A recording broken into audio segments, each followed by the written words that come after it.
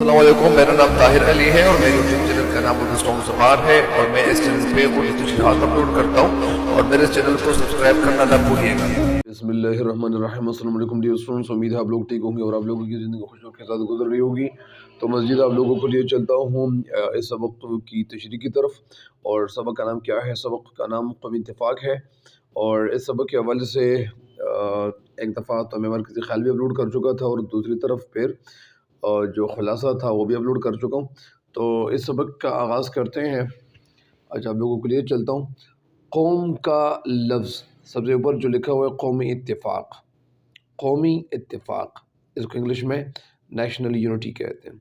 قوم کا لفظ ایک ایسا لفظ ہے، قوم کا لفظ ایک ایسا لفظ ہے جس کے معنی پر، معنی میننگ پر کسی قدر غور کرنا لازم ہے۔ غور کرنا، سوچنا، دھیان دینا۔ زمانے دراز لمبے عرصے سے، یعنی طویل عرصے سے، جس کی ابتدا آغاز تاریخی زمانے سے بھی بالاتر ہے، تاریخی ہسٹوریکل زمانے سے بھی بالاتر ہے، زمانے سے بھی اوپر ہے، زمانے سے بھی یعنی اعلیٰ ہے، اور بھی آگے ہیں۔ قوموں کا شمار کسی بزرگ کی نسل میں ہونے یا کسی ملک کا باشندہ ہونے سے ہوتا تھا۔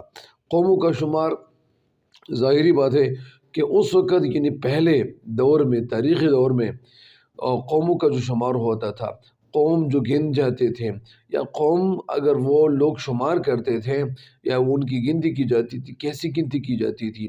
مطلب جو وہ شہرت ان کو مل جاتی تھی تو وہ کیسے مل جاتی تھی؟ کسی بزرگ کی نسل میں ہونے۔ اس وقت کیا ہو جاتا تھا؟ کسی بزرگ کی نسل میں ہونے، نسل مطلب فیملی ممبرز۔ ظاہری بات ہے کہ اس وقت تو وہ ان کے سامنے کچھ اور تھے ہی نہیں، تو اسی وجہ سے ان کے خاندان وہ مشہور ہو جاتے تھے، اور پھر وہ سارے لوگ یعنی اسی خاندان کی وجہ سے، ظاہری بات ہے کہ آج کل بھی بہت سارے لوگ ایسے ہیں کہ وہ اپنے خاندانوں کے لحاظ سے بہت زیادہ مشہور ہو جاتے ہیں۔ تو اسی طرح اس وقت بھی یہ خاندانی سلسلہ وہ جاری رہتا تھا، اسی وجہ سے یا کسی ملک کا باشندہ ہونے سے ہوتا تھا، یا اس وقت یہ ہو جاتا تھا کہ کسی ملک کا باشندہ مطلب یعنی رہائش اختیار کرنے والا یا کسی جگہ پہ رہنے والا، تو وہ باشندہ ہونے سے ہوتا تھا۔ کیا ہوتا تھا؟ شمار کن لوگوں کا؟ پرانے دور میں۔ پھر کیا ہوا؟ یہ تو پہلے کی بات ہے۔ پھر یہ ہوا کہ رفتہ رفتہ یعنی جو اللہ تعالیٰ ہے، اللہ تعالیٰ اپنے بندوں کو ناکام کبھی نہیں دیکھنا چاہتا۔ پھر یہ ہوا کہ محمد رسول اللہ صلی اللہ علیہ وسلم، حضرت خاتم الانبیاء صلی اللہ علیہ وآلہ وسلم، جس پر میرے ماں باپ قربان ہو جائے، میرے ماں باپ قربان ہو جائے۔ کون کہتے ہیں؟ سر سید احمد خان۔ آپ صلی اللہ علیہ وآلہ وسلم نے اس تفرقہ قومی کو جو صرف دنیاوی اعتبار سے تھا، تفرقہ یعنی فرق کرنا، قوم کو فرقوں میں تقسیم کرنا یا ٹکڑوں میں تقسیم کرنا، تفرقہ قومی کو جو صرف دنیاوی اعتبار سے تھا، دنیاوی یعنی دنیا کے لحاظ سے، اعتبار کا مطلب یعنی دنیا کے لحاظ سے تھا، مٹا دیا۔ کیوں مٹا دیا؟ اس لیے کہ اللہ تعالیٰ نے ان کو فرمایا، اور قرآن پاک میں بھی بہت ساری آیات موجود ہیں۔ یہ ایک آیت کا ترجمہ میں آپ کو سناتا ہوں کہ بے شک یعنی تمام مومن آپس میں بھائی بھائی ہے، اور ایک روحانی رشتہ قائم کیا۔ کون سا رشتہ؟ روحانی کون سا رشتہ مراد ہوتا ہے؟ یعنی بھائی بنا دینا۔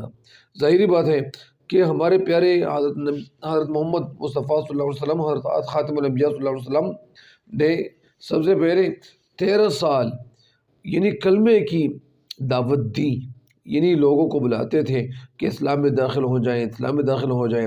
تو اسی وجہ سے ہمارے پیارے نبی صلی اللہ علیہ وسلم نے یعنی ان کو کلمے کی دعوت دی۔ جب ان کے دلوں میں کلمہ جو تھا وہ راسخ ہو گیا، دلوں میں کلمہ پختہ ہو گیا، تو اس کے بعد پھر نماز بھی فرض ہوئی، بہت سارے احکام جو اور بھی تھے وہ فرض ہوئے۔ لہٰذا یہاں پہ کہنا یہ چاہتے ہیں کہ جو روحانی رشتہ قائم ہو گیا، روحانی رشتہ قائم کیا یعنی بھائی بنا دیا۔ پہلے جو بھی لوگ تھے، یعنی جو کافر لوگ تھے، وہ کیا کرتے تھے؟ وہ اتنے زیادہ مطلب ہی نہیں، وہ کیا تھے، وہ تو ایجوکیٹڈ تو نہیں تھے، تعلیم یافتہ تو نہیں تھے، اسی وجہ سے ان کے آپس میں دشمنیاں جاری تھیں۔ ظاہری بات ہے کہ آپ لوگوں کو بھی پتہ ہوگا کہ اس وقت جو عرب کا جو ملک تھا تو ہر طرف کفر کے اندھیرے چھائے ہوئے تھے، یعنی زیادہ تر یعنی وہ ماحول بنا ہوا تھا، جو کفرانہ ماحول جو تھا وہ وہاں پہ یعنی بنا ہوا تھا۔ لہٰذا پھر اللہ تعالیٰ کا جو شان ہے وہ جلال میں آ گیا، اور پھر یہ ہوا کہ اللہ تعالیٰ نے آخری نبی حضرت خاتم الانبیاء صلی اللہ علیہ وسلم کو دنیا میں مبعوث فرمایا، دنیا میں بھیج دیا، تاکہ یہ جو جتنے بھی انسان ہیں یہ پھر یعنی مسلمان ہو کے اس دنیا سے جائیں۔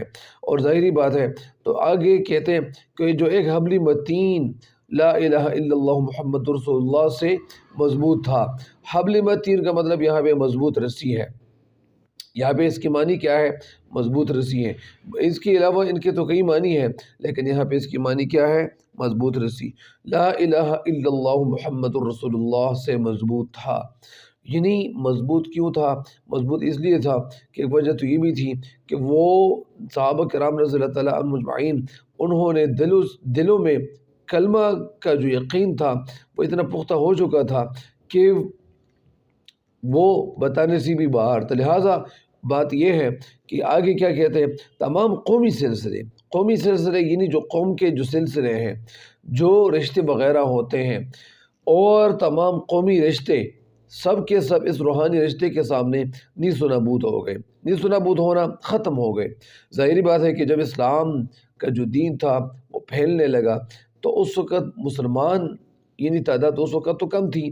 ظاہری بات ہے کہ پھر وہ جو ماحول تھا تو وہ نن مسلم کا ماحول تھا، پھر رفتہ رفتہ وہ مسلمان کی جو تعداد تھی، مسلمانوں کی تعداد میں پھر اضافہ ہوتا چلنے لگا، اور پھر یہ ہوا، اور پھر ایک نیا روحانی بلکہ خدائی قومی رشتہ قائم ہو گیا۔ خدائی قومی رشتہ وہ قائم ہو گیا، اور قائم کیوں ہو گیا؟ کیونکہ ہمارے پیارے نبی صلی اللہ علیہ وسلم نے ان کے دلوں پر بہت زیادہ بے حد انتہا محنت کی ہوئی تھی، تو اسی وجہ سے وہ سارے لوگ جتنے بھی تھے وہ رفتہ رفتہ بھائی بھائی ہونے لگے۔ کیونکہ ایک واقعہ ہے کہ جس طرح کفار جو اس وقت ایمان نہیں لائے تھے ان کی کیا حالت تھی، اور وہ معمولی باتوں پہ وہ لڑائی جھگڑے کرتے تھے، اپنی بیٹیوں کو زندہ دفناتے تھے، قبر ان کے لیے کھود دیے جاتے تھے اور ان کی کھدائی کی جاتی تھی، اور اس کے بعد اپنی بیٹی کو یا اپنی بیٹیوں کو وہ زندہ دفناتے تھے۔ پھر کیا ہوا؟ پھر یہ ہوا کہ ہمارے پیارے نبی صلی اللہ علیہ وسلم نے ان کے اوپر بہت زیادہ محنت کی، اور وہ سارے لوگ جتنے بھی تھے وہ بہت سارے وہ مسلمان ہو گئے، اور جو مسلمان ہو جاتے تو وہ ایک دوسرے کو صرف بھائی ہی بھائی کہتے تھے۔ مطلب یہ تھا کہ وہ سارے ایک دوسرے کے لیے پھر اچھا سوچتے تھے، پہلے تو اچھے نہیں سوچتے تھے، پہلے تو ان کے آپس میں لڑائی جھگڑے شروع ہو جاتے تھے۔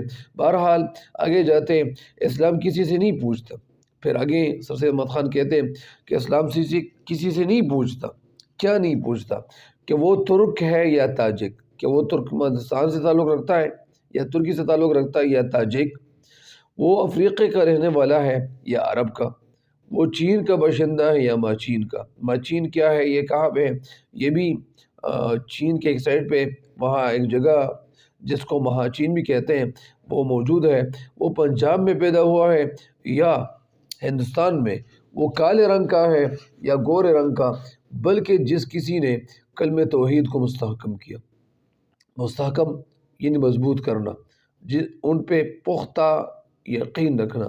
کلمہ توحید، کلمہ کا مطلب یعنی کلمہ، توحید مطلب ایک اللہ کو ایک ماننا، تو توحید جو انسان اللہ کو ایک مانتے ہیں تو وہ یہ کیا ہے، اس نے توحید پر ایمان لایا، تو اسی وجہ سے مستحکم کیا۔ وہ ایک قوم ہو گیا، کون سا؟ یعنی جو بھی مسلمان وہ مسلمان ہو جاتا ہے، یعنی جو بھی انسان مسلمان ہو جاتا ہے، اسلام کے دائرے میں داخل ہو جاتا ہے اور کلمہ پڑھتا ہے، تو پھر یہ ہوتا ہے کہ وہ کیا ہو جاتا ہے؟ وہ ایک قوم ہو جاتا ہے۔ اور کیونکہ خدا نے خود فرمایا ہے اپنے کلام میں کہ بے شک تمام مومن آپس میں بھائی بھائی ہے، بھائی یعنی سارے جتنے بھی مومن ہیں وہ بھائی بھائی ہے، پس اپنے بھائیوں کے مابین کے درمیان مصالحات کراؤ، صلح کراؤ۔ اگر کسی بھائی کے درمیان وہ لڑائی جھگڑا شروع ہو جاتی ہے تو ان کے آپس میں صلح کرا دینا چاہیے، اس لڑائی جھگڑے کو ختم کرنا چاہیے۔ ایسے بھی ہو سکتا ہے کہ اگر آپ اس کو لڑائی سے چھڑائیں گے نہیں اور جان نہیں چھڑائیں گے تو پھر دونوں کو، پھر ایسا بھی ہو سکتا ہے کہ آپ اگر کل وہ آج کا دن آپ پہ بھی آ سکتا ہے، جیسا کرو گے ویسا بھرو گے۔ اگر آپ نے لڑائی کو چھوڑ دیا، وہ لڑائی لڑی جا رہی ہے اور دو لڑکے ہیں یا چاہے دو آدمی ہیں تو آپس میں لڑائی لڑ رہے ہیں، تو اگر ان کو آپ نے الگ الگ نہیں کیا، چھڑایا نہیں ہے، تو پھر یہ ہوگا کہ کل آپ کی بھی کسی کے ساتھ لڑائی ہو سکتی ہے۔ لہٰذا اپنی سوچ آپ کے اندر ایسی ہونی چاہیے تاکہ آپ اپنے لیے جس طرح سوچتے ہیں وہ یہ سوچ دوسرے کے لیے بھی ہونی چاہیے۔ اور اللہ سے ڈرو، یعنی اے لوگوں اللہ تعالیٰ سے ڈرو تاکہ تم پر رحم کیا جائے۔